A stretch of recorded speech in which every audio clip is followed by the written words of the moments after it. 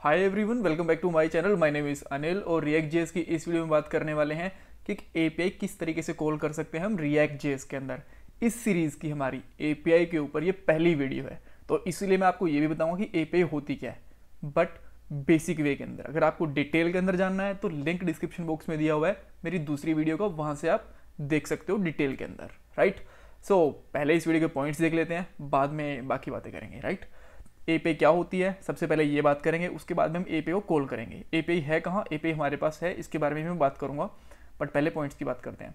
और बाद में इसका जो डाटा होगा एपीआई का, उसको हम स्टेट के अंदर स्टोर करेंगे और बाद में उससे हम एक लिस्ट बना लेंगे। और लिस्ट कैसे बनाएंगे, हम एचटीएमएल की टेबल यूज़ करेंगे, उससे हमारी पूरी लिस्ट आ जाएगी। और ये मेरा इंस्टाग्राम का अकाउंट है, अगर आपको मुझे यहाँ पे ज्वाइन करना है तो। ऑलराइट, सबसे पहली चीज़ एपीआई होती क्या है। फुल फॉर्म की बात करें तो इसका फुल फॉर्म होता है एप्लीकेशन प्रोग्रामिंग इंटरफेस, राइट।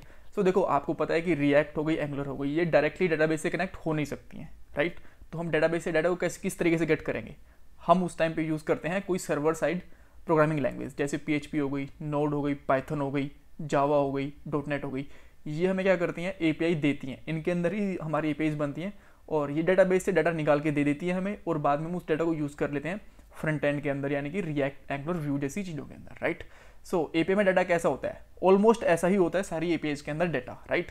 इसको हम कहते हैं जेसन फॉर्मेट, और जेसन फॉर्मेट में आप देख सकते हो इस वाली एपीआई के अंदर कि कुछ यूजर्स का डाटा है, यूजर 1 2 3 4 5 इनका नाम है। तो हम क्या करेंगे, इसको शो करवाएंगे हम हमारी इस पेज के ऊपर, राइट।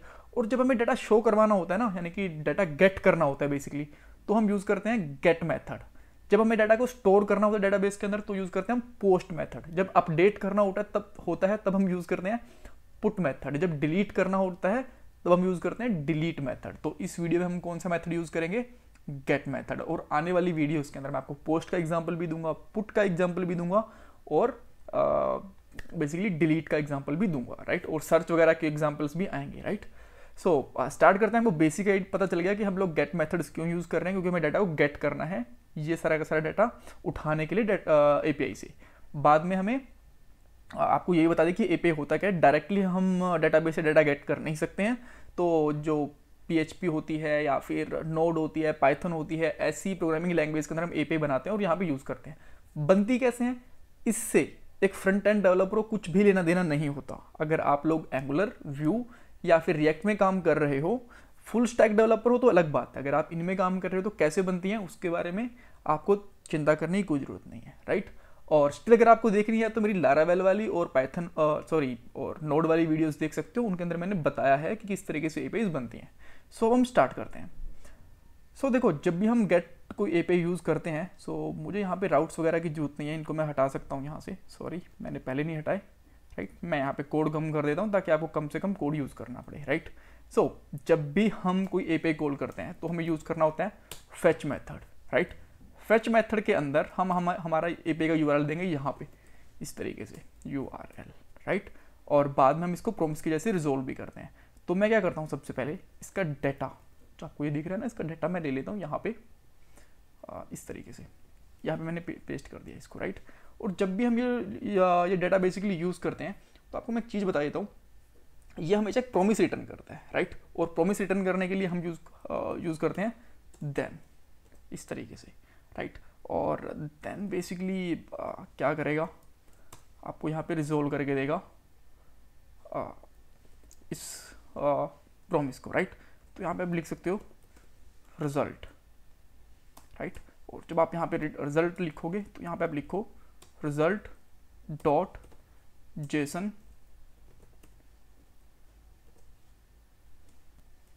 और जब इसको जेसन में कन्वर्ट करते हैं ना तो फिर से ये एक प्रॉमिस रिटर्न करता है। तो हम यहाँ पे लिखेंगे डॉट देन अगेन, और यहाँ से भी हमें एक रिजल्ट मिलेगा, और लेट्स इसका नाम लिख लेते हो आप रेस्प, यानी कि रिस्पॉन्स।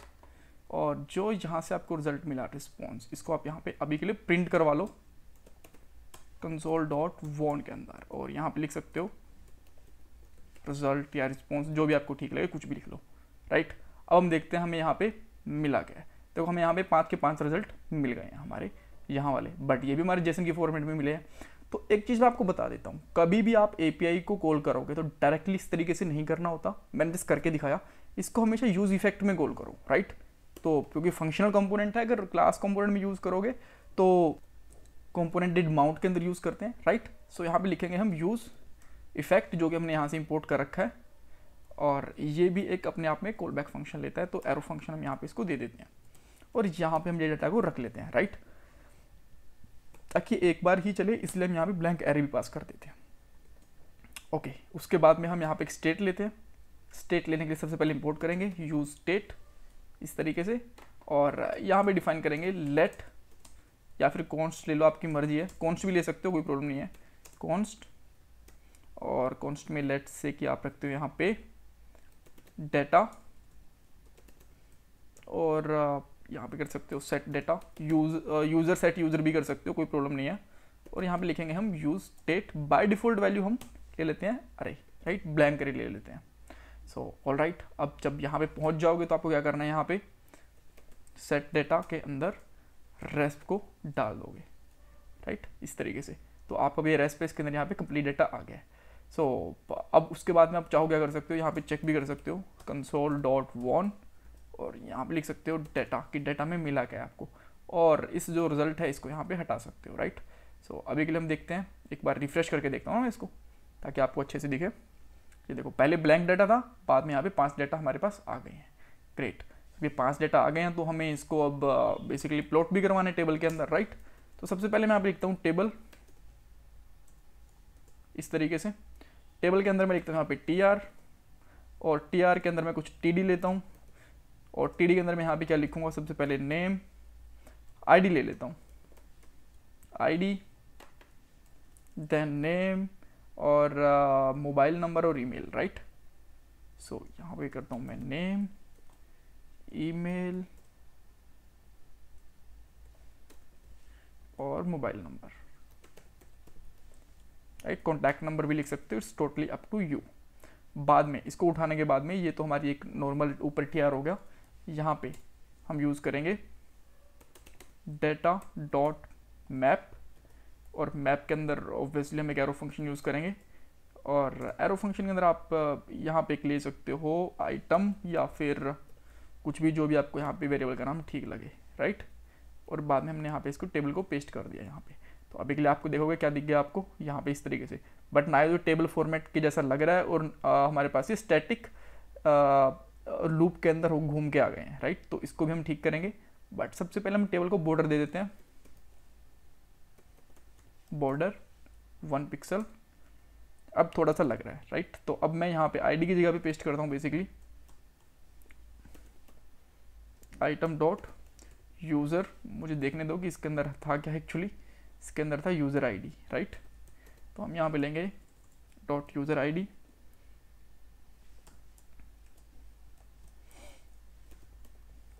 आइटम डॉट नेम, और यहाँ पे लेंगे हम आइटम डॉट ईमेल, और लास्ट के अंदर है हमारे पास मोबाइल, राइट। तो सिमिलर तरीके से हम यहाँ पे ले लेंगे आइटम डॉट मोबाइल। सो अब देखिए आपको यहाँ पे कंप्लीट डाटा दिख गया। तो इस तरीके से हमारी एक API कॉल हो चुकी है। अगर आप रिफ्रेश करोगे इसको तो एक ही बार दिखेगी यहाँ पे कि एक बार API कॉल हो चुकी है, और यहाँ पे तरीके से काम भी कर रहे हैं। अगर आपको ये वाली एरर हटानी है तो टेबल के पास में आप एक टेबल बॉडी लगा सकते हो, राइट। सो आपके लिए इस वीडियो के अंदर एक छोटा सा काम है। लास्ट वीडियो के अंदर मैंने क्या बताया था कि इस टेबल के ऊपर आप राउट किस तरीके से लगा सकते हो। स्टैटिक डाटा लिया था कुछ हमने जेएसएन में, और वहाँ पे हमने डायनेमिक राउटिंग करी थी, राइट।